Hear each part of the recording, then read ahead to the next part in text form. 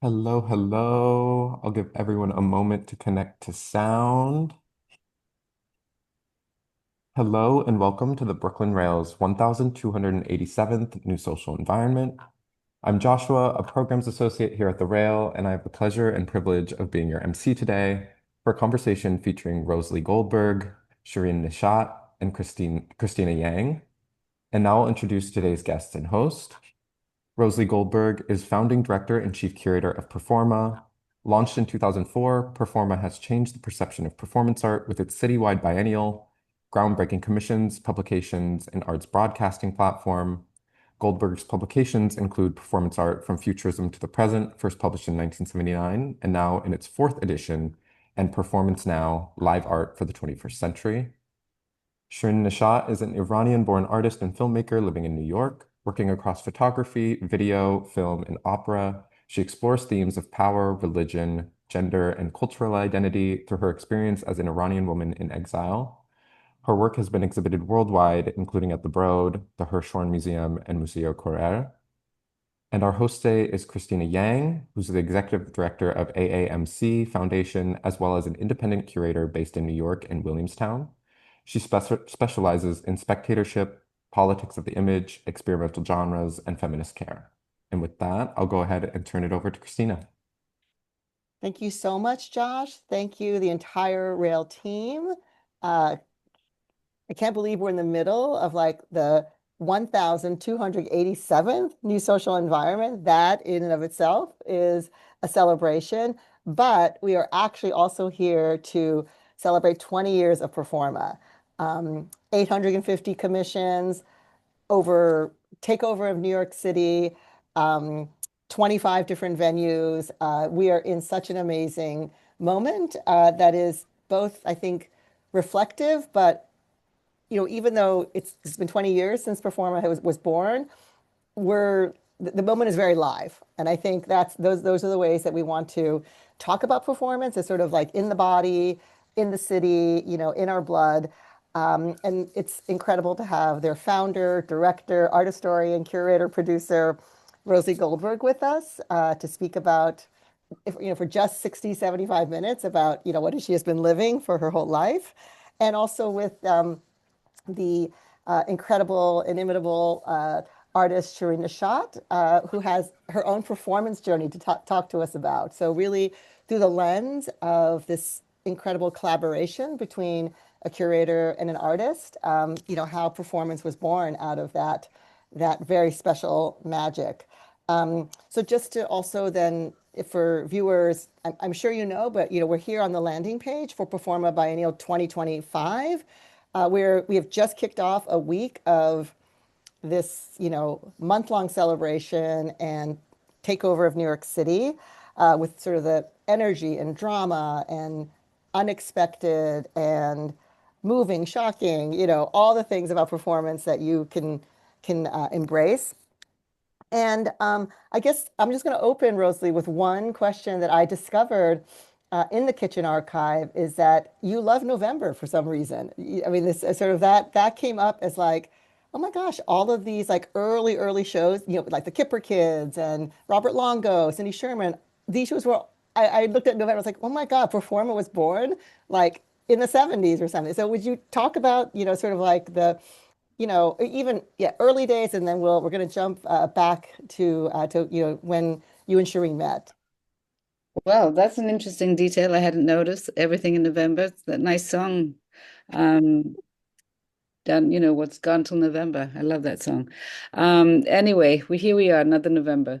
I don't think that's intentional. Some magic was guiding me towards November. Um, but yes, we go back such a long way, and I haven't looked at the archives for a long time, so it's time to come there and have a look and see what you've got there at the kitchen. Great, thank you so much. Josh, I guess can we go to the first slide? So why don't we go back to 1999? And RoseLee, do you want to speak about this moment when like there was a little germ of an idea maybe in your head about working with visual artists and working, in live performance? Well, I love origin stories. So, yes, the origin story for Performer begins very much with Shirin. You see an image there of Sisande Yim. in motion. We can't hear her sound, but you can only imagine this beautiful voice. I was sitting in Venice watching this stunning installation, two large screens, sound, etc., and literally had tears in my eyes, thinking, why aren't we seeing performance at this scale? Why there are so many brilliant ideas? What would happen if Shirin did a live performance? And I had the whole introduction in my mind to what I was going to say to her, which when I came back to New York and I went over to her place, she was living off Canal Street, I believe at the time. And I said, Shirin, would you ever think of doing a live performance? And she said, yes. She said, what a great idea. And so that's where it began. I felt that she had all this cinematic choreography. The material was so intense, political, emotional, romantic, men and women, East and West. I mean, so much content. All content that was incredibly seductive on one hand and deeply, deeply political and powerful and disturbing at the same time. And I just thought she also, somebody working in film has such an understanding of time. They have an understanding how to keep your attention. There's something that there were so many qualities that I felt could be applied to performance. And so when she said yes, that was the starting gun. Off we went from there. Shirin, what were you thinking? Yeah, I remember very well because, first of all, greeting to all my friends who are listening to this program. Turbulent was, Christina, my first video. And it really came from a photographic experience. But suddenly there was music, there was choreography, and there was this audience in both sides.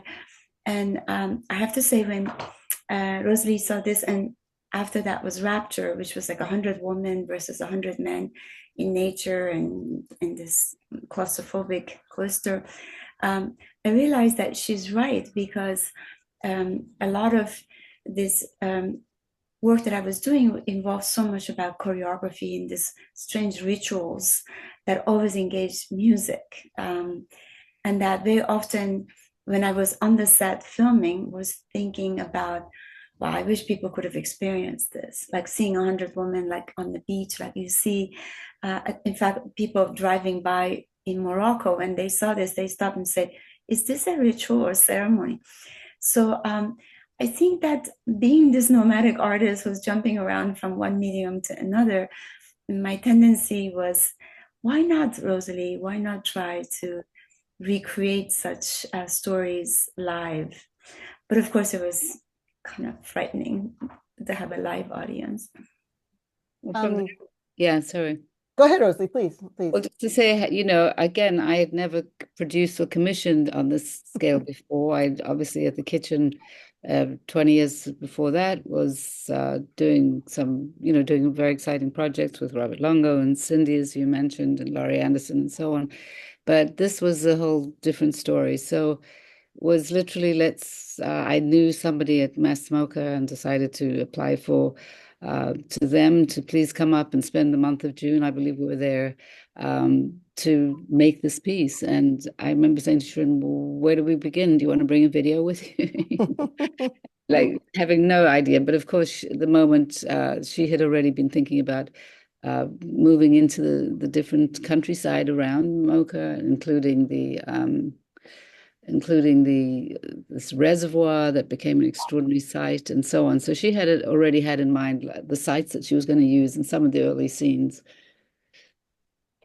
We could go to the next slide, Jess. Why don't we talk about, so this work did come to the kitchen. And as RoseLee mentioned, there was an earlier like residency and film kind of component that was shot in the sort of quarries of northern Massachusetts, northwestern Massachusetts. I guess I have two questions here. I mean, Shirin, it would be great to hear some memories and reflections of shooting a film while you were thinking about a performance, and then your collaborators would, who all kind of stayed with you. Obviously, having Suzanne Dehim as a central vocal protagonist was tremendously, I think, maybe probably an anchoring, as I remember the anchoring presence of the performance.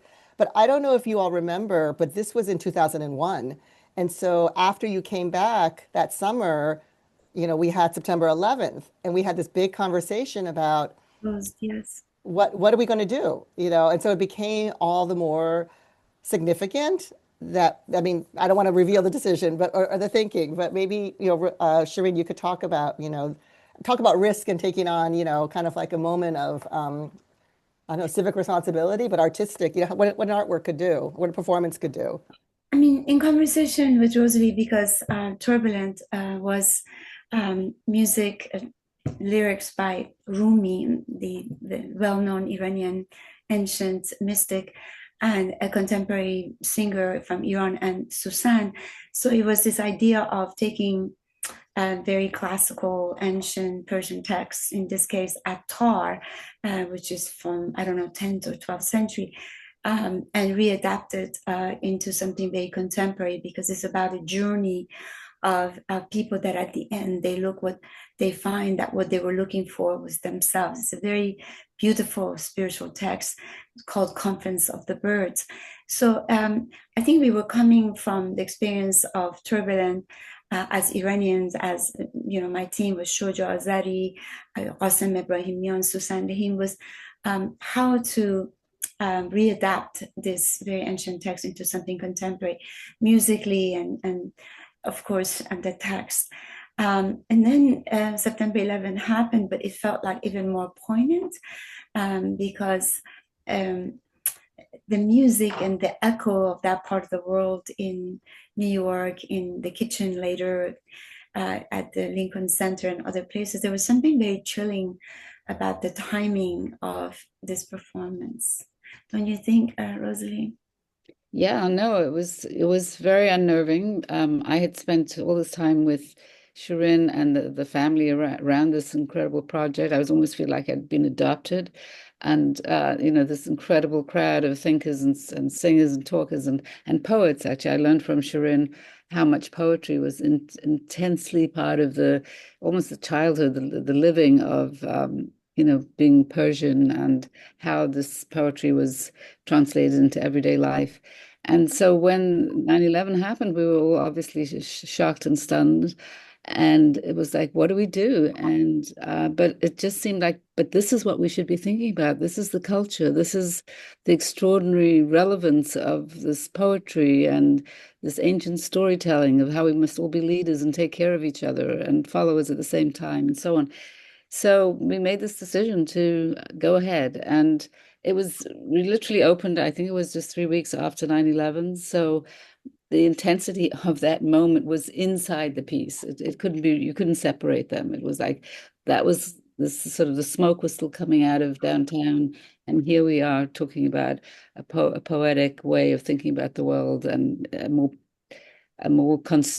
equally people being concerned about each other. So it was an extraordinary contrast to have these two opposite ends of the story being in New York City at the same time. I absolutely agree that you have to provide this this space, this alternative space, and as a complete opposite to the other space that was happening in the media and happening in New York City, to have another space by a group of Iranian collaborators was really like the timing was just sort of like, oh my gosh, it's like we have to make this work. We have to make this happen. I think we have one more image of Logic of the Birds before. No, no more. Okay, yeah. I mean, RoseLee and Shirin, do you want to talk about so the kitchen presentation was really, I think, only like a pilot or a workshop or private. It was only the film and Suzanne. Do you want to just talk a little bit about what happened to the piece, and then we'll go into the birth of performance?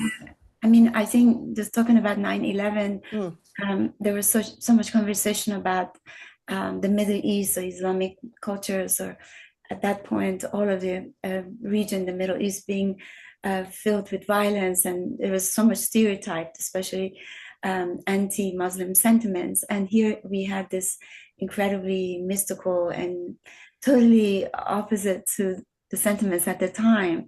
So I think that's what functioned. But basically, there was the interaction between film and Susan Rahim on stage. And we also had some of the people on the film came live on the stage.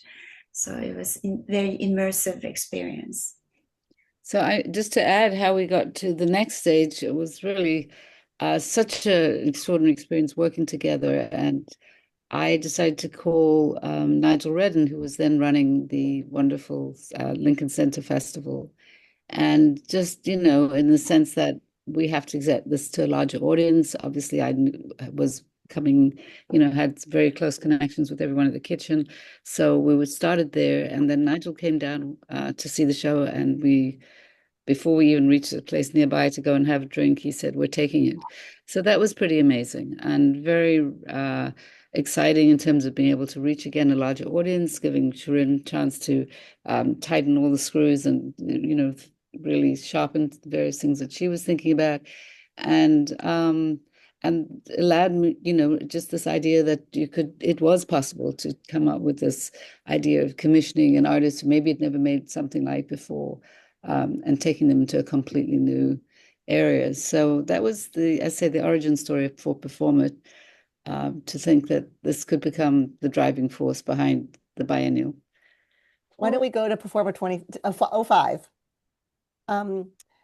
RoseLee, what I'd love to do for the next 40 minutes or so is really focus on the commissions, because that's sort of like the centerpiece, but not the only piece of Performa.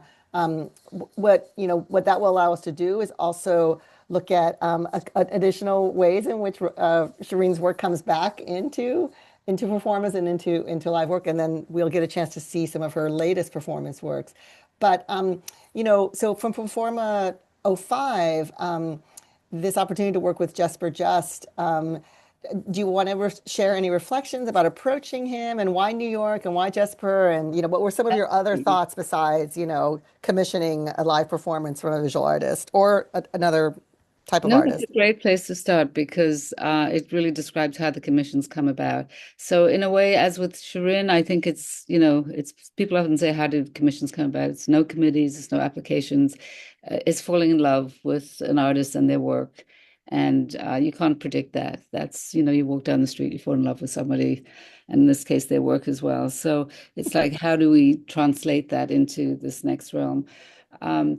Just reminding 2004, 2005, everybody seemed to be moving to either Shanghai or Berlin or London. Tate Modern had just opened. Suddenly there was this excitement about what was going on in the UK.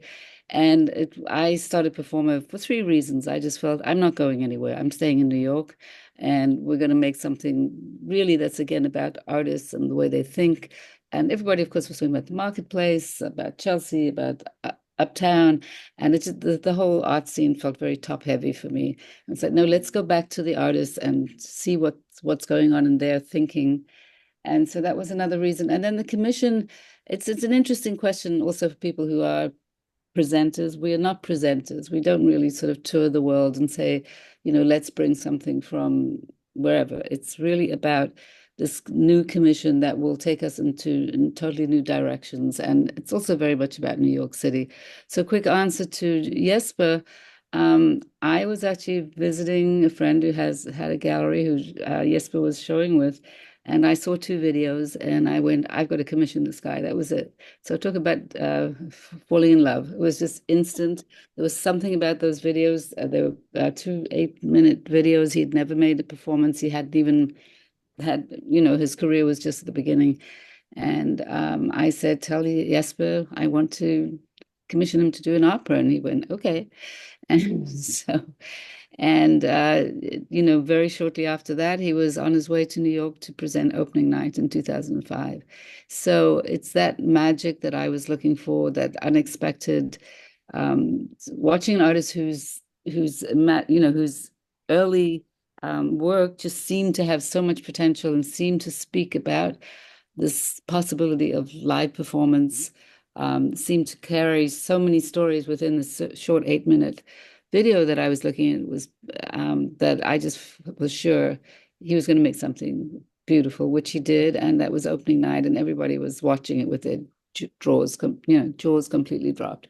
It was a knockout and a big surprise, and probably to all of us, because he was actually living, of course, in Copenhagen. We hadn't seen any rehearsals. We were talking for quite a while, but really were not very sure about what we were going to get.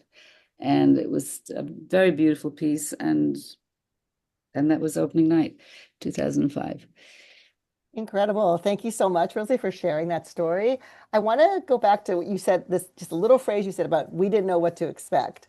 Um, can you talk a little bit more about this relationship between risk and trust? And I mean, I don't know, Shirin, if you also want to, offer some reflections on it. We're going to go to Performa 2011 right after this, so we can, kind of fluidly go there. But I just love what you said. You don't know what to expect, and yet you were like, well, what is the value in not knowing, I guess, and then I mean, taking a risk, but trusting the experiment, I guess. I call it 100% risk, 100% trust. The 100% risk is for both of us. Shirin had no idea what she was going to do. I had no idea what she was going to do. But the trust is, I know whatever she does is going to be, is going to be great. It's going to be fascinating. So, this idea that we're there to support, to protect in a way, to enhance the artist's ideas. But Shirin, what did you think? Like, you think you're always taking risks because you always move between a lot of disciplines. You move from photography to video. So you seem to thrive on risk as well. I think every time an artist reinvents themselves in a new form, there's a lot of risk involved. I've had that plenty of time, from photography to video to movies to opera, now to performance. But I think it's also for the audience, because RoseLee in majority works with visual artists who have a certain, the expectation is from an art audience at the beginning, and so they don't know really what to expect, and often the artist is busy experimenting and just really walking on this unknown territory, which should be so welcomed, and just the process of experimenting on a new territory, as RoseLee is encouraging them. And of course, sometimes artists hesitate because they're worried about failure.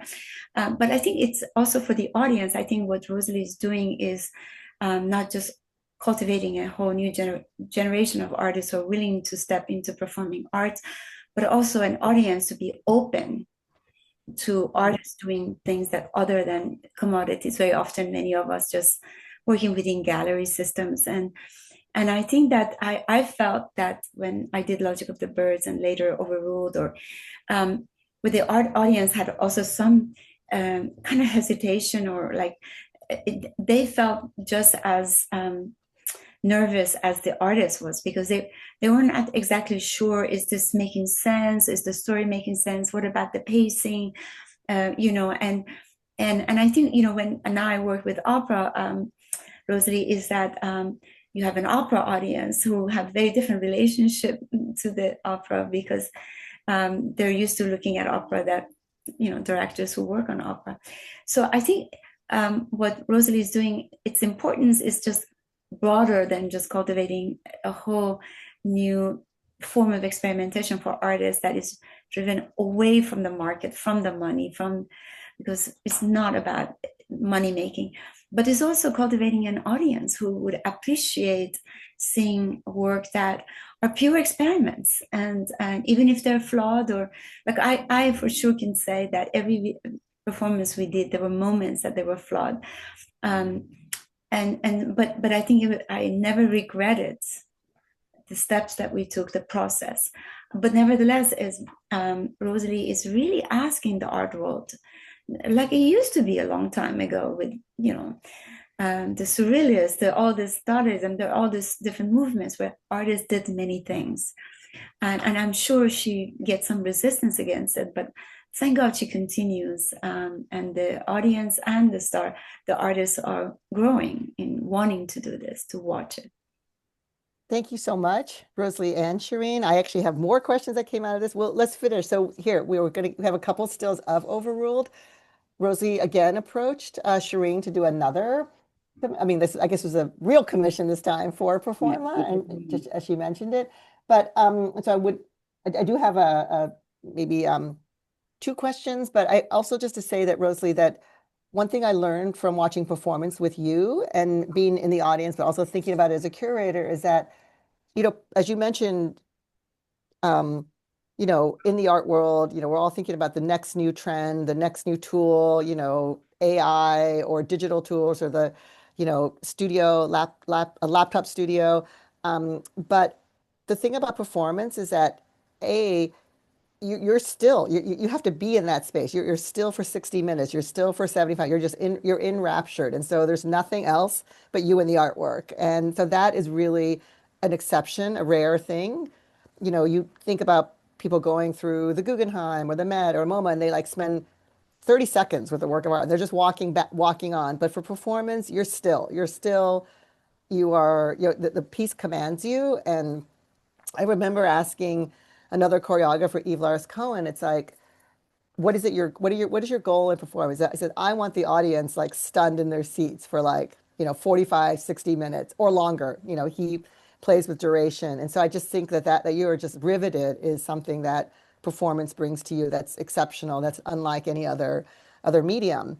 So we're in Performa 11 now, and we actually have, besides Shirin's return to Performa, we have another work that I have a particular question. Why don't we go through these stills, and then I'll ask my historic question. Shirin, can you talk about the sort of like, I guess, what the narrative or the sort of, what was the theme? What prompted you to think about this performance? I remember the conversation we had with RoseLee was, I came from photography to videos, so the photographs started to move, but they were quite immersive, often double channel projections. But then with the performance, the videos started to be live. So there was this progression from still photography to moving picture to now live. So this literally overruled was followed a film that I made called The Last Word, where two artists are in trial by this very dubious man and his men because of their artistic work, and so they had to defend their art. But it was something that I'd done on video, but now had to be readapted on stage. But some of the choreography and the stage was exactly like the video. So for me, as one of the artists that she chose to work with, was really to question the relationship between still photography, video, and then finally live within the same narrative. And that's something I'm really interested in, not only for me, but also the relationship of the audience. RoseLee, you often say that, when people go to see shows or videos, they keep looking at their clock and say, I'll be back. How long is this? I'll be back. They never hardly finish. But when you have a live performance, people normally stay, So I was very interested in the relationship of the audience to something that was so filmic, so that's where I was at with this particular work, black and white. I love the way Shirin was taking these three different media, and I was very familiar how she had moved between media, and that very much was the conversation about, okay, this piece still felt like it had more to say, and that it could also work again in a work live and hold people in a whole, it was breathtaking as film, but what happened if you went live? And don't forget, we're also looking here at sound, we're looking at the way the artist uses music, we're looking at the way they use space. So you're actually embraced by the work in the most powerful way, and paying attention to things that you somehow don't really see with the same intensity if you're just watching the video. And of course, the video had its own presence. But again, to be able to spend that time with live bodies acting out that same piece. So you're, again, working off all those elements, the visual, the spatial, the musical. It was amazing. And then, Shirin, you might want to just talk about how you actually tied that into what was going on with the politics at the time, because it had a very current edge to it as well. It was very much reflecting what was going on in Iran at that moment. Yeah, I mean, this is a notorious nature of the Iranian government that often, harasses, arrests, executes artists, people of imagination, filmmakers, painters, writers, theater directors, because their work it's subversive and somehow either sacrilegious or politically natured.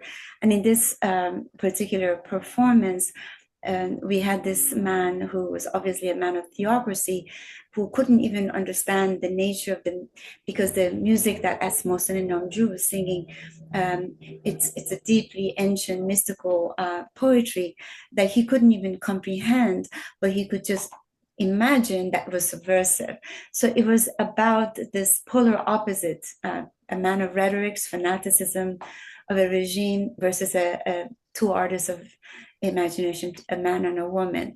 And that's basically defined the condition of Iranian people who, in the face of a tyranny and a government who censors and forbids people for the kind of expression that is purely artistic.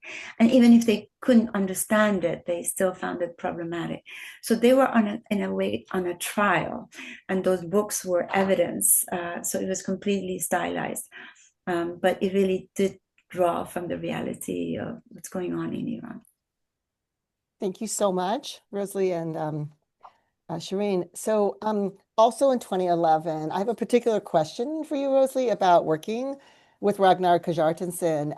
And that's the kind of another thematic that runs through Performa that you brought to the kind of entire vision is this idea of reflecting on the history of performance and thinking about important other times when performance was practiced as an art form. So whether it was Futurism or Dadaism or Surrealism.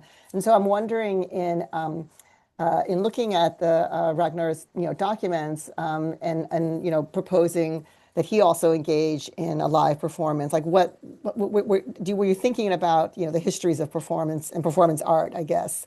It's thanks for bringing that up, Christina, because indeed, Performa for me had to be about a very deep and profound history. It had to be weighted in that way, because I feel that I felt and I still feel that people just don't understand the relevance of live performance in the history of art for the last hundreds of years. Leonardo da Vinci, Borromini, all the Italians were busy. It was part of the job description at the courts to design the grand entrances when coming back from war, or the next wonderful marriage between different countries and so on. So that's been familiar, but it's never quite been integrated into telling that story of art. So Performa was really that was maybe one of three pillars that I wanted to make an important part of Performa, that it would show this history and almost be a museum without walls, that we will show this history. Ragnar came out of, I think I'd seen a work of his in Venice where he was sort of standing on the edge of a piece of water and singing for hours. Didn't quite grasp what he was doing, because it just was so disconnected from the city in the most wonderful way.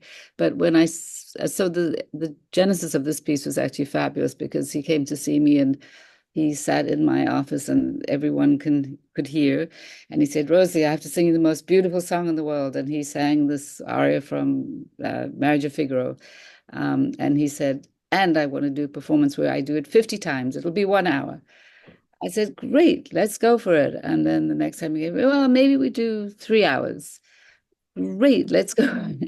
And in the end, it was 12 hours, and it was extraordinary. And it began at noon and it finished at midnight. The singers were all trained as opera students in Reykjavik. The costumes came from their opera house. The maestro who was teaching was actually also sings at the Metropolitan Opera.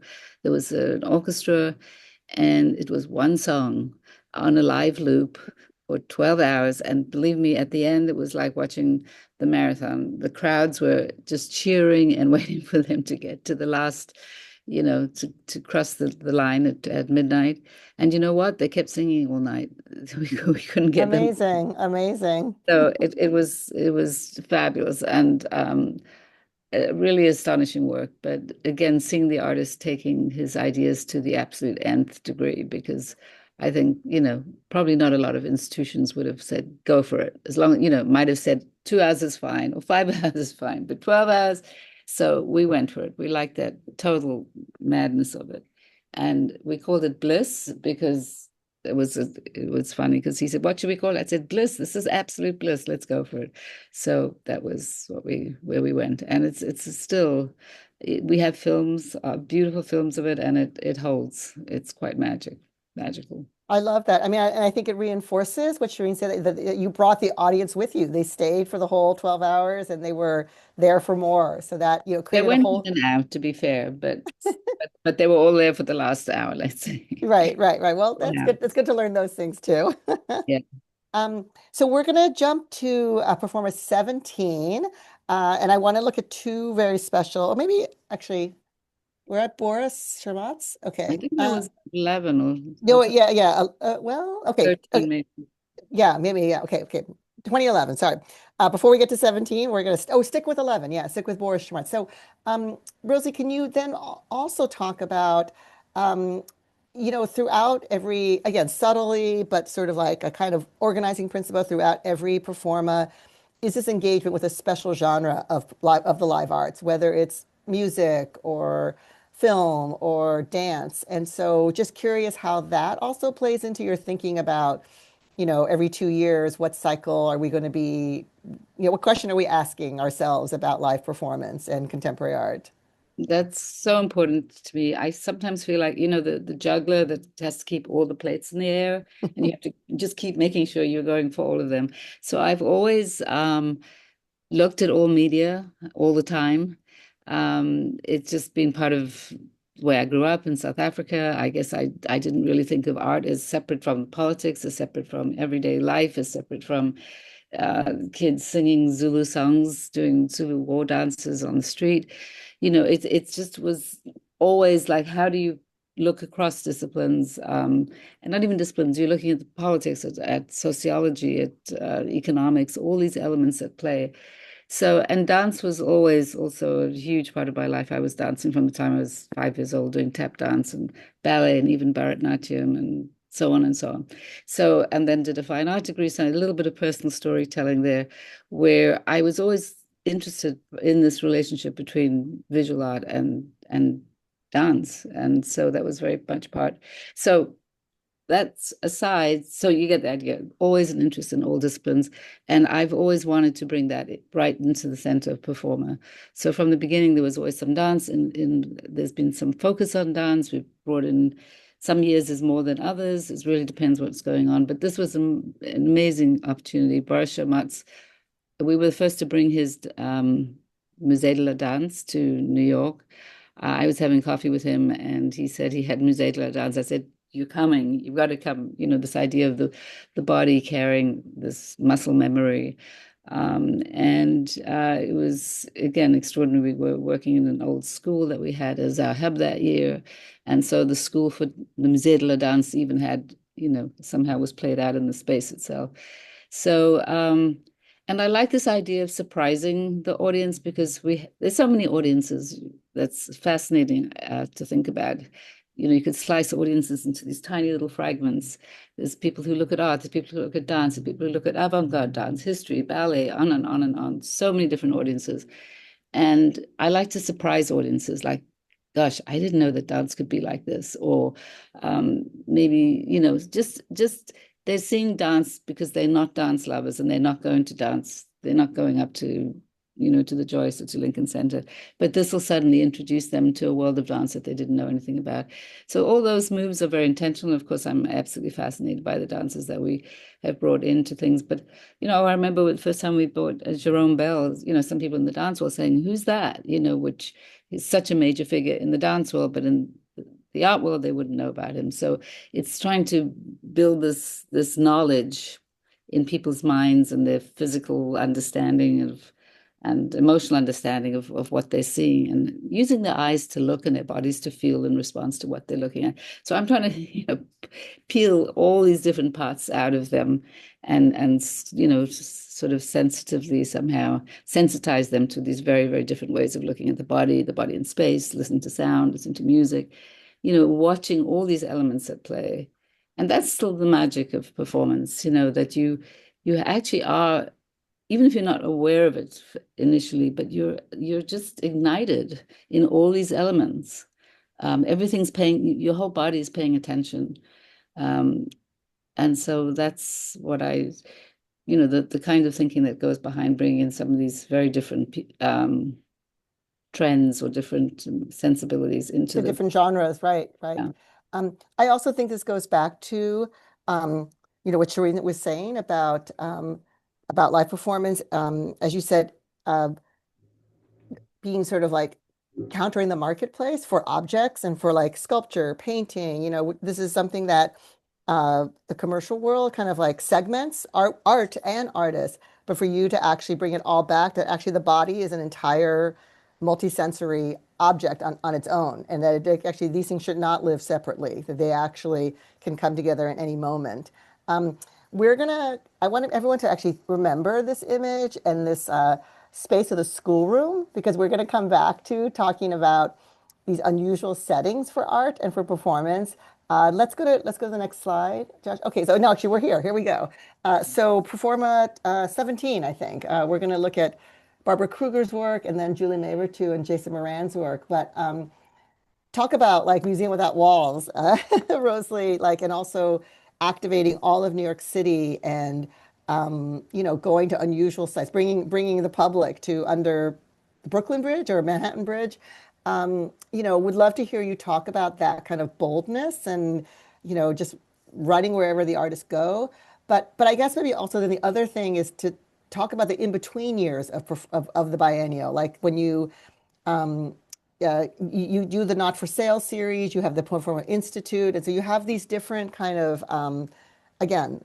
When there's not a biennial, there's actually still always performance going on. But so urban sites, non-art sites, and then off years of the biennial. Well, okay, great. So starting with New York City, I think, from the beginning, it's always been about New York City. I think Performa was critical to, to showing that New York has this amazing history of performance since, I would say since, let's go more recently from the 50s onwards. I think actually Jerome Bell once said to me, you could just walk around New York and you'll see the entire history of, performance in the streets. That's the way it plays itself out. And so the city was always very important. I'm more convinced than ever. I think I would get very tired of going back to the same space every time. It's just like, what you're going to get. You arrive and you're in the same space. This way, we don't know what we're going to use again. Maybe we just like this, to be daring to go and find new places every time, and we somehow do that. It's really is about finding the perfect frame for each artist. Like, okay, what is the idea, and where's that place that's going to enhance and somehow complement the work and bring out its strongest qualities. There's something wonderful, by the way, too, about being in the streets and meeting a whole, entirely different audiences every time. We did that in 21. We took everything outdoors because of COVID, and it was astonishing what we discovered with that. And then going to artists who you don't typically expect to find on the streets. Certainly Barbara Kruger is talking so much about the way we see advertising in the world, but somehow for her to go all the way and do a skate park and have, the skate park relating to the city. It was also just after the 2016 elections, so it somehow carried all the irony and terror that was being imposed. And so that was a fantastic piece, and we just actually recreated the merchandise that she made at the time. And again, we say merchandise somewhat ironically. We're not the best at selling these products, but it was wonderful to actually have those. I know when I was wearing any of her merchandise on the subway, people would start nodding and go, "Yep, we get it, we get it." It was this amazing interface. Sorry, what was part two? So the city is very much part of. Yeah, the part two was sort of the off years. Off years, I'm already thinking off year. I'm already sort of onto, the publications that we do. We're always inventing new ways of approaching video, this format that we're all looking at our computer screens. We have something called Radical Broadcast. We're always curating for that. We're getting really an extensive partnerships with different organizations. We're taking Diane Severin-Wynn's piece to LA MoCA. We've taken works to Amsterdam, to Senegal last year. I was very excited to take Julien Crozet went to Senegal with our partners, Hartwig Foundation. So each work has we try to, right from the start, now make sure that we have partners where the work can appear in different places. But again, I guess I'm still always the educator. I'm always deeply concerned about how we reach people, how we all are believers here and today, and complete believers more than ever, that it breaks open our humanism. It takes us into a world of mind, imagination, and it's untouchable in the best sense. I mean, it's the way we all can breathe more freely at the moment to really think about the art that is opening up all the issues that can be said in very subtle ways. And the beauty about art too is that it doesn't, it's always tentative. It always leaves a lot of space for the viewer to come in and put their own lives into the middle of the picture in a way. So it's not literal. I mean, that's also the big difference between, let's say, theater and performance, is that in theater you expect a sentence to have an end and to be some kind of narrative arc. But in the art world, we're almost the other way, which is like, I don't want to know everything. I want to be able to add my own thoughts into the story. So, and so we're expanding on these different ways of thinking, not just for the art world, but so that others can also enter into the conversation. Incredible. Thank you so much. I love that notion of walking around New York and seeing the history of performance as you go from, uptown to downtown to the boroughs. So that's a walking tour right there. So let's go to now we're in 2017. Quickly, maybe for the audience, RoseLee, I would love to hear your thoughts on this idea of putting I mean, sometimes you work like Shirin does with a group of collaborators, but how does this idea of like making a sort of like arranged marriage happen, between Julie Mewirtou and Jason Moran, two incredible, MacArthur Award winning artists, working in jazz music, working in painting. But then here you came up with this like Uh, opportunity for them.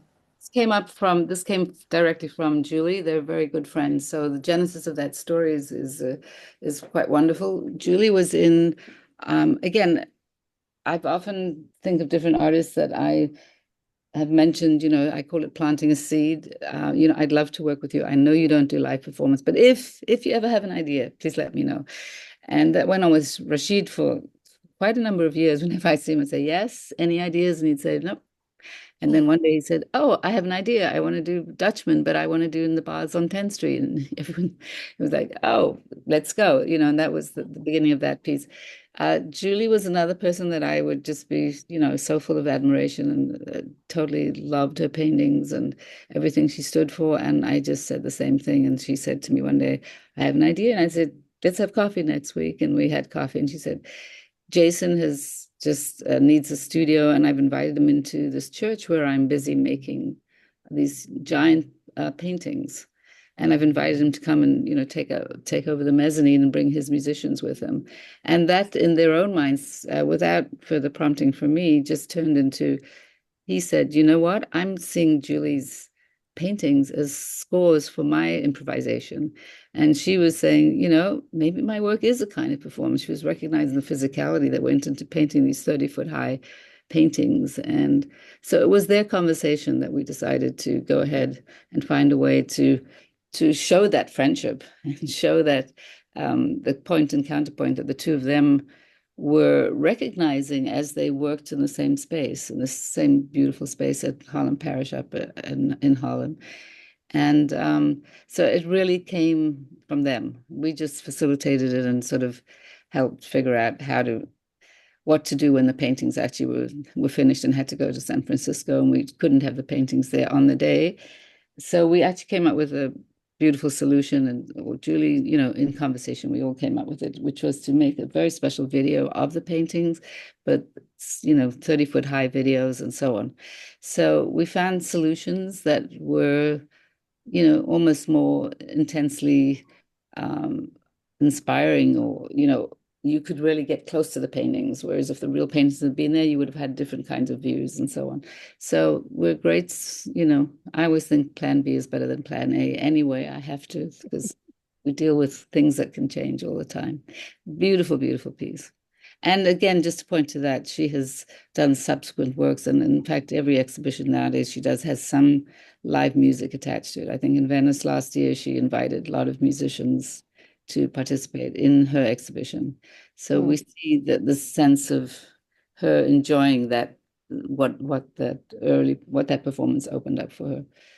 I remember a conversation I had with Layla Ali when she was doing her collaboration with Dean Moss, and I remember asking her, does she play music when she paints? And she says she very much does. And so I think I agree with you that there's already somehow sound in visual artworks, and that Jason was able to pick up on it and actually, interpret it on his own is, a beautiful conversation that you made into a new commission.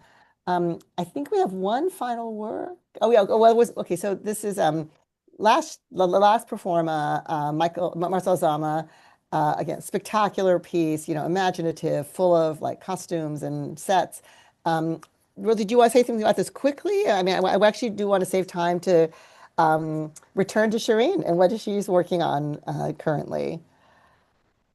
Sorry, you wanted a few words about Marcel? Yes, yeah.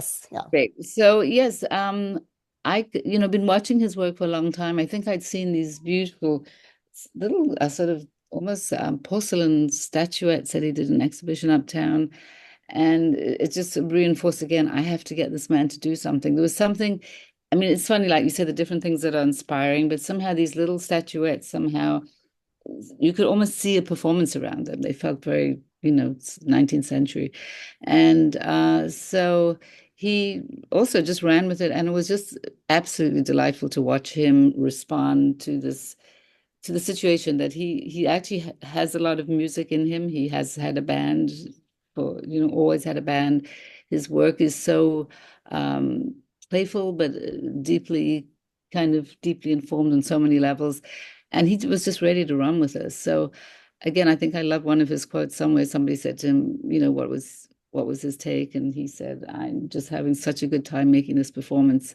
It's better than any, sort of finishing artworks that I have to finish for the next art fair or something, which we know is the essential part of the art economy. But anyway, he really took it on beautifully. And I opened this up to children, which was one of our most fabulous matinees, to hear a room full of, Aaron's theater full of 100 squealing kids. It was amazing.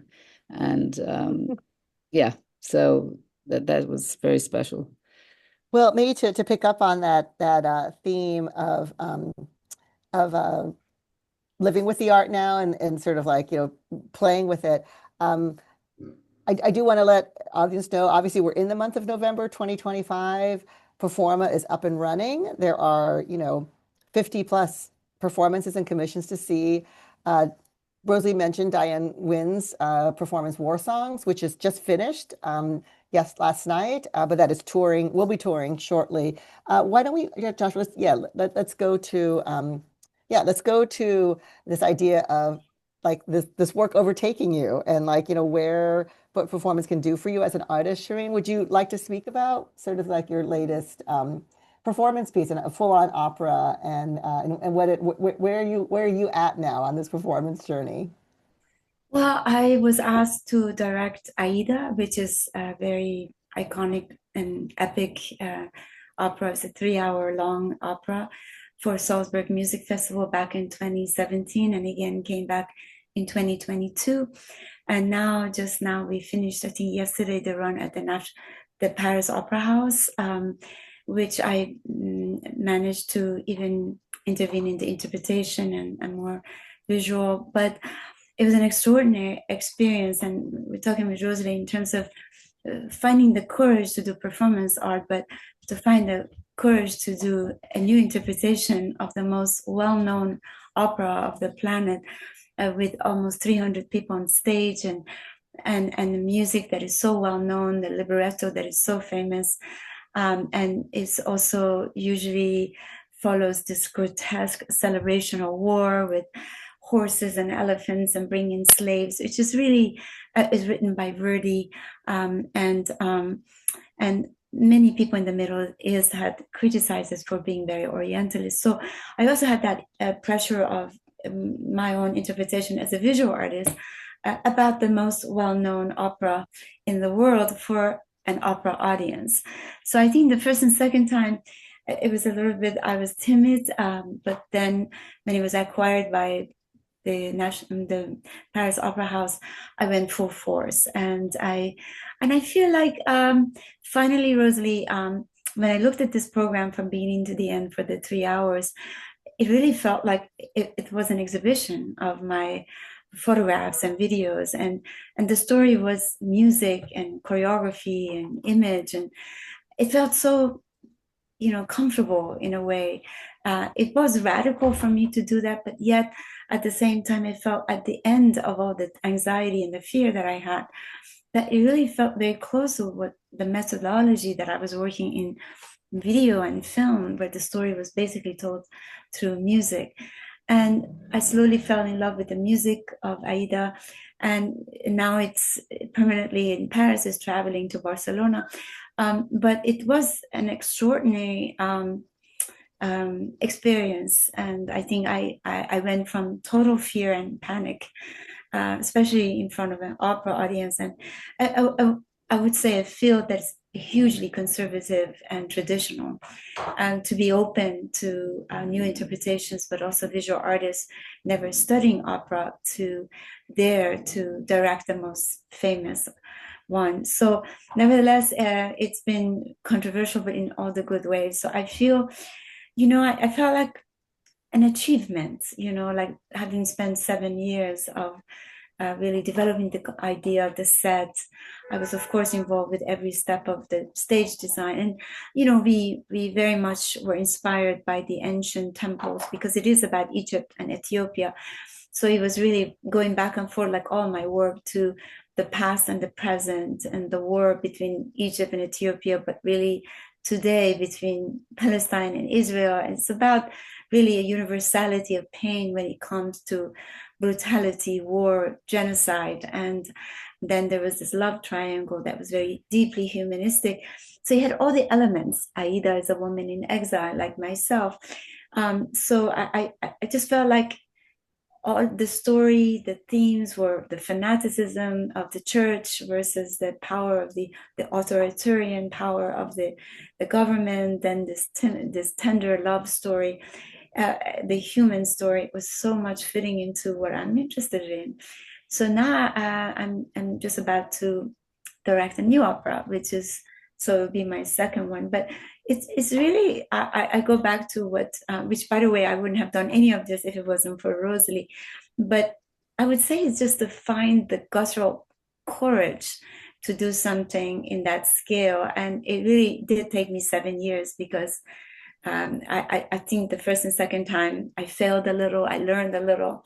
I think this time it's still flawed, but and it goes back, Christina, to what we were talking about yesterday, I think with RoseLee, is that flaws and failures is such a fundamental part of artistic practice, and the audience need to be open to new ideas and new ways of interpretations, but also artists and other people just changing hats and doing different things, and great surprises happen, that it's not premeditated. And I just feel that I'm really grateful for that director of the Salzburg Music Festival to have taken the courage to invite me as a visual artist to take up that task, and to RoseLee for pushing me off the edge to do something that I would have never done. Thank you so much. That's an incredible genealogy that we were able to trace through your engagement with performance. Josh, do I have time for 2 more questions for RoseLee? Should I just focus on one more? What do you think? Okay.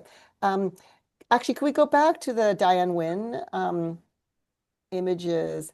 RoseLee, I have a question now. So this was not it was not one of your personal commissions. Obviously, you're involved in the development of the work and in touring and everything.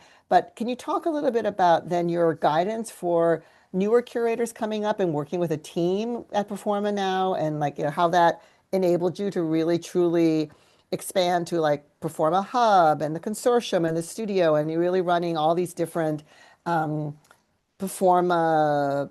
twins, children, multiple birth. I'm not sure what to call it. Family, Um, the Performa we family. will. Thank you. So that was a work that Joe Piston really worked on from beginning to end. And he has been with us. And in fact, he came, I think Perform was his second job outside of when he left school in LA. He studied photography at UCLA. Um, so indeed, everything we do at Performa is round table. There's so much conversation around the table. I come from, my sense is there's so many talented people in this world, this very privileged, exciting world that we live in the art world. I would love everybody to be part of the Brain Trust. And I think everybody is in some ways, in a sense, one's listening to people, talking to people all the time. How do you filter ideas? And as I said before, too, uh, the modus operandi is falling in love with an artist who you really want to work with for the next 2 years and being that committed, because it's a very personal relationship that starts to take on all kinds of dimensions.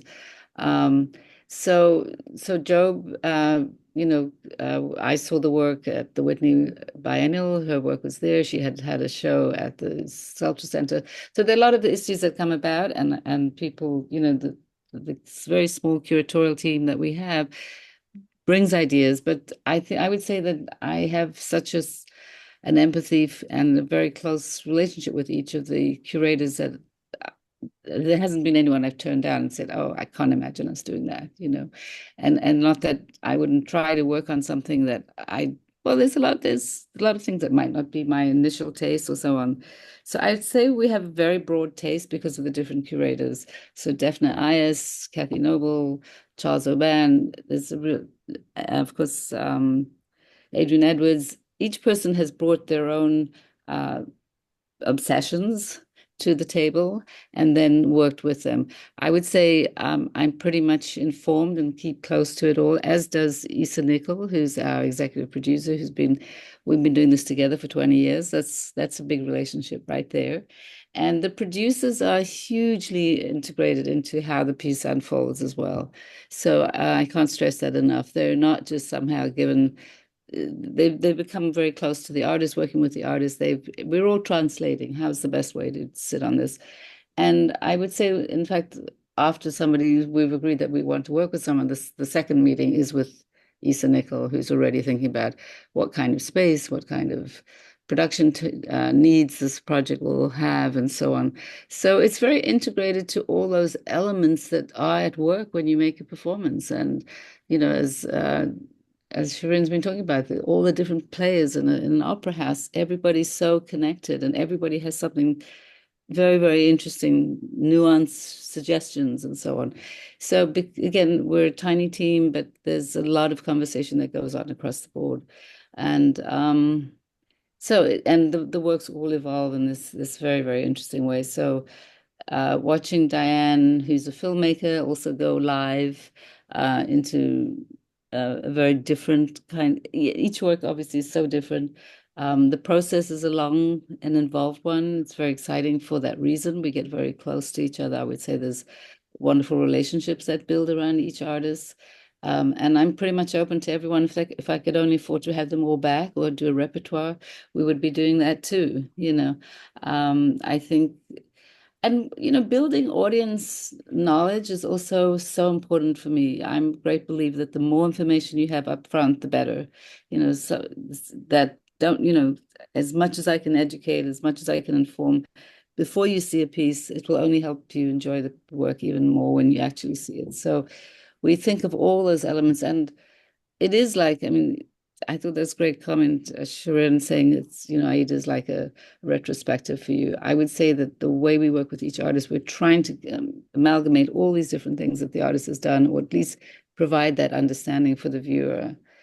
And I think viewers, again, need to understand, to build their own references. And slowly we have a conversation 20 years later with people who've seen things over the 20 years, who have things to say. And that to me is huge pleasure, to hear those different approaches and concerns and critiques and so on about what they've seen.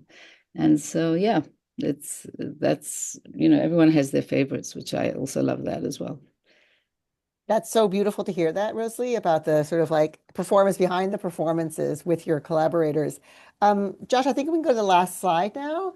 Um, Rosie, speaking about information and speaking about the document and about language and creating this like performance repertoire, I just want to encourage the audience to visit the Performa archive when November is over, like, when there's not this like explosion of live performance to see. But if you're doing research or if you are curious and you want to learn something, um, there are these keywords and tags on the Performa archive that you can go to and sort of like go dive deep down.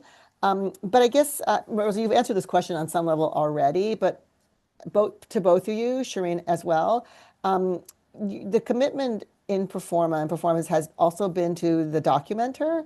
And I'm thinking, in some way, besides, your amazing videographers and photographers that are out there, but like creating an archive that Performa is not just now a live performance biennial, but it has like this amazing living archive. And then the commitment to that as a medium and that as a kind of like parallel performance with the live performance. And of course I'm thinking about our beloved friend Paula Court and sort of like how she also has like the living history of New York City performance in her body and in her eye. And so just any final reflections on the document in the archive, or if you want, on live performance as well. Shirin, your words? You go ahead. Well, again, because I wrote my book on the history of performance all those years ago, I'm just a great believer of as many different ways as you can read, find material. That's what we do. And sometimes I'm amazed that I wrote that book without any computers in those days. I don't even think I had a research assistant. Like, where did I find these things? But I do believe that, there's always that argument about you had to be there. And I say, well, I wasn't at the Battle of Waterloo either. We have all different ways of remembering or rediscovering or learning about works from the past. So from the start, keeping records, making them as exciting and enticing as possible, and making the archive a living, breathing thing, so that we try to think of different ways that you can approach the archive. So you can approach it if you're teaching sociology, or if you're teaching anthropology somewhere. There are all these tabs that you can really find ways to illustrate some of your ideas. So there's endless thinking about updating the way the archive operates. And then we've also done archive exhibitions, and those are in a way some of the most beautiful, because often you hear about an archive and you go to the as exhibition, and typically it's a bunch of monitors with earphones, and we really find a way to install aspects of the exhibition so that you can almost imagine another version of it, another version of these ideas somehow being translated. So there's all this creativity that's demanded of our tiny group that works at Performa. Everyone's expected to be thinking about these things, and it's coming from so many, the ideas are coming from so many people in the room. So that's the beauty of the way we all work together. Oh, I love that image of performance birthing so many other objects and experiences. Um, Josh, should we go to the audience? If there's not a lot of questions there, I have a final question for RoseLee and for Shirin, but we can go to the audience for like a little chunk just to make sure that. Yeah, thank you guys so much for that wonderful conversation. We're going to transition to our audience Q&A now, and our first question is going to come from Simin. And so I'm going to give you the chance here to unmute yourself here. Oh, hello, my name is Simin. I have one question from RoseLee, and one question if there's time, one question for Shirin. RoseLee, I wanted to know, do you see performance as a catalyst for political change? And if so, in what ways? Should I ask my second question now or later, maybe? Let's do one at a time. Okay.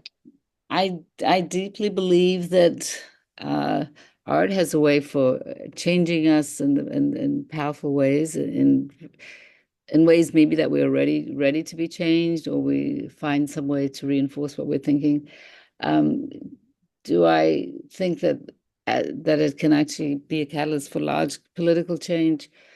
That would be a dream, but I don't think it necessarily, um, I think we can't impose that on any artist to make on their own to be to be able to change things. But if we look back at history of art, the history of all the arts, the history of literature, the history of film, there's certainly those moments in time, Battle of Algiers, or films that you can go back to and think of how significant that was for a political moment, and it still remains that way.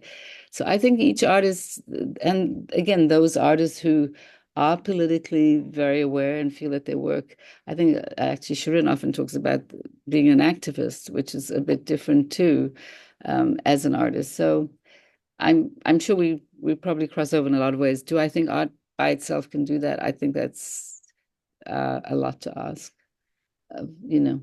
But yes, I think a one-on-one, it has a huge impact on all of us. Yeah.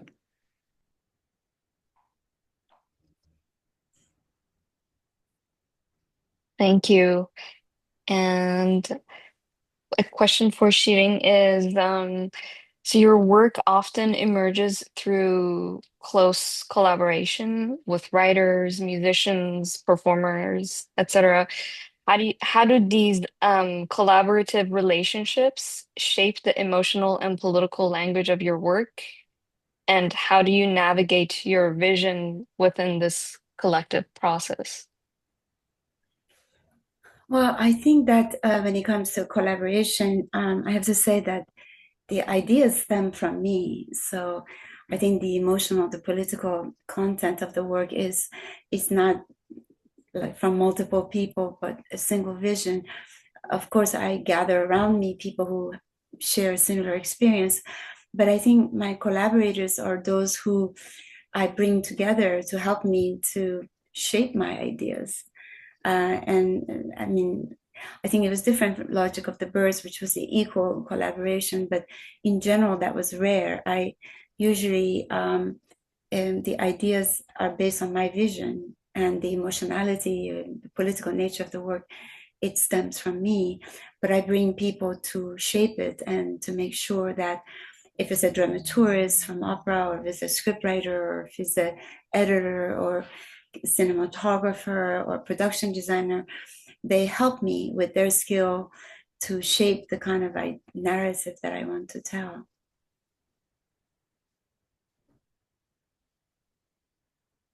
Yeah. Thank you so much for those answers, and thank you for those questions, Simin.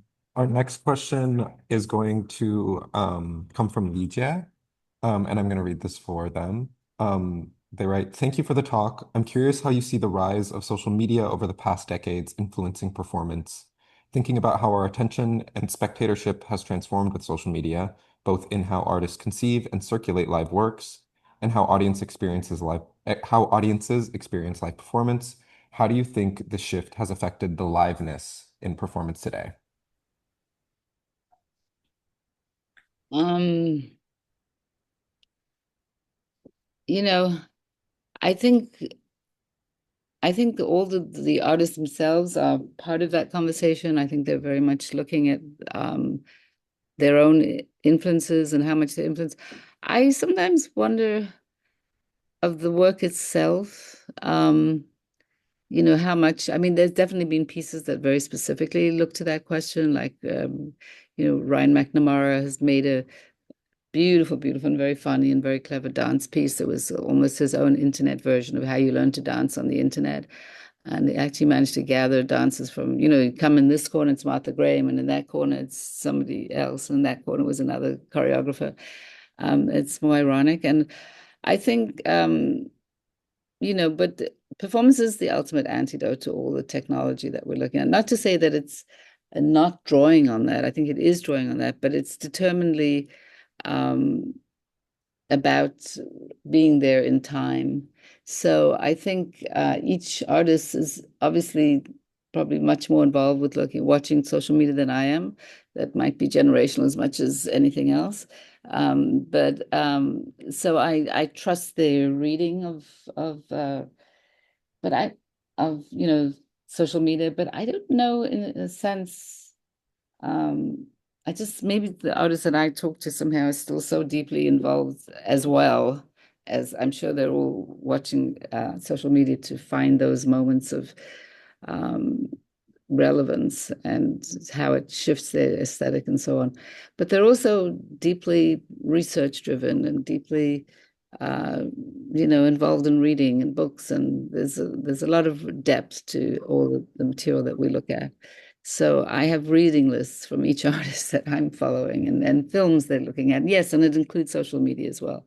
But I don't think it's the single most effective or shifting medium that's changing their minds in some way. That they all, each artist, if I went through them, have such a broad reference that it goes way beyond this one form of interference and distraction. So yeah. Thank you so much for that question, Lydia. Our next question comes from Julia in the audience, who's wondering, Shirin, what is your next opera? Yes, I'm working on Orfeo, which is by Gluck, because there's two different Orfeo by Monteverdi and Gluck. And this one is an hour and a half, not 3 hours. And it's really so much about love, and it's something we're going to do. It will open in January in Italy. And so it really usually takes a few years to develop this. So we're being rehearsal in December and it will open in January. Amazing. Before we move to our last audience question, Christina, did you want to ask anything? Well, I have the same question for RoseLee, actually, Okay, but in a perfect. slightly different spin, which is, RoseLee, are there any artists that have ever said no to you, or that you're still trying to tantalize into doing live performance, or maybe give us a teaser for what 2027 might hold? Mhm. There's one that I'm still holding out for. But this goes back a long way. No, I must say, even that question comes in very gentle situation. Maybe I'm just talking here about how does one ask anyone for anything? How do you prepare the ground? And it's more to do with as our social relationships than it is to do with the big question, will you do a live performance? I think it's often comes from a conversation that I'm finding out what they're interested in and what they're talking about. And, if it's something that's more obscure or more unlikely, and so somehow it's buried there in the conversation. And if I see it's going in one way, it's like, that would be so interesting. What do you think if? So it's very subtle. It's not, so I mean, probably there's somebody who might have, it just didn't fit in with their schedule or so on. But most of the time, people are intrigued.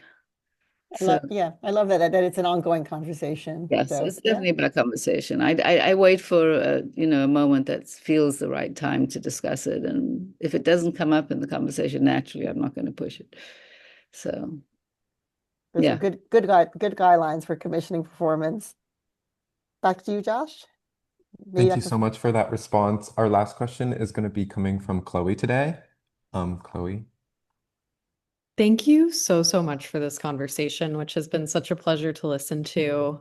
I am just wondering, RoseLee, I'm curious about the process of working with an artist on a performance, maybe for the first time in their practice, and what that's like as a curator, and sort of what support you give and what advice you give to an artist who's interested in expanding their practice to performance. I let things, as a writer, and we all know whatever our medium is, that things take a while to settle in, and then you sleep on it, and then you have a very different idea the next day. And so I try to be as try to project, I try to be not empathetic, it's an overused word at the moment, but as aware of what goes through my head when I'm asked to do something, or how conversations mutate. So, it's a slow process. It's sort of like, let's have a meeting, like, oh, that's great. Do you think you'd be interested in doing something 2 years from now? And it has different phases. I think the second point I make is, this shouldn't take you away from what you do in your normal life. I'd hate you to feel that this is interfering with what you think of as making art. I hope it enhances what you're doing, that it adds to, that we can think of ways that it's an extension of, or it can be fed back into. I don't want anyone to think, God, I gave up a whole year and a half to do this performance, and I don't want any regrets. So I kind of prepare the ground pretty carefully. And again, I think I call it gentle interference. I do feel, I don't think I say I don't like it or I don't think it's going to work, but I steer things in a way, maybe always prefaced by the fact you might not agree with me, and you're free to disagree, but above all, as let's say the writer, the reviewer, the critic, as some of us are, or most of us are in one way or another, but I feel it's my job to try to articulate what I think is problematic or where something could be improved. Because after all, as critics, isn't that what we're doing? We dare to sit back and say, gee, this could be a lot better if this was cut here or that was changed there, or what if. So I think all of us are, writers, artists, all of us involved with this great ecosystem, to use another popular word of the art world, are looking at ways to get to the most informative, the most direct way of communicating ideas. So I feel, again, sometimes the responsibility to say what I feel, because I think rather catch it before it goes public, when I know that, it's going to get torn apart for this reason or that reason. So but I'm very gentle. I'm very respectful of what it takes to wake up every day and think I'm an artist and I'm going to make something that's going to blow you away. That's a lot of courage to do that. And so I'm very respectful of that, of taking that position in life. Thank you, RoseLee. And thank you so much for this conversation, Shirin, Christina, and RoseLee. It's been a pleasure. Thank you. Good to see lots of old friends there. Thank you, everybody. And thanks, everybody at the Rail. Amazing. Sure. Christina, Shirin, always. I look Thank forward you. to seeing everyone at Performa. Thank you everyone so much for those questions, and thank you so much, RoseLee, Shirin, for those amazing responses, and Christina for hosting today. Thank you, Melissa from Parsoft Communications and Madeline from Performa for their support in preparing for today's event. We'd also like to thank the Terra Foundation for American Art and Tiger Foundation for sponsoring our NSE program and making these daily conversations possible, and for their support of our growing archive, which you can view on the Rail's YouTube channel. The Rail has been free and independent for 25 years now. A donation directly supports our writers, production staff, and operations. You can support our work through the link in the chat. And if you're available tomorrow at 1 p.m., we'll be having a conversation with Dwayne Michaels and Christopher Alessandrini on the event of The Nature of Desire at DC Moore Gallery. And now, as is Rail tradition, you can turn on your microphone and say hello and goodbye as you leave. Thank you. Goodbye, Thank you so much, everyone. Bye, Thank you so RoseLee. much. Bye, Thank Joshua, you. Chloe, and Fong. That was Everyone. wonderful. Thank you. That was so, It's a so pleasure. wonderful. Congratulations on 20 Thank you. years. Thank you. Thank you. Thank you, Shirin. I Bye, love you, everybody. Congratulations. Thank you, Shirin. Take Thank care, you, everybody. RoseLee. I love RoseLee, Shirin, everybody. Thank you. Thank you, Christina. Thank you, everyone. You're Thank welcome. you. Thank you, Christina. Bye.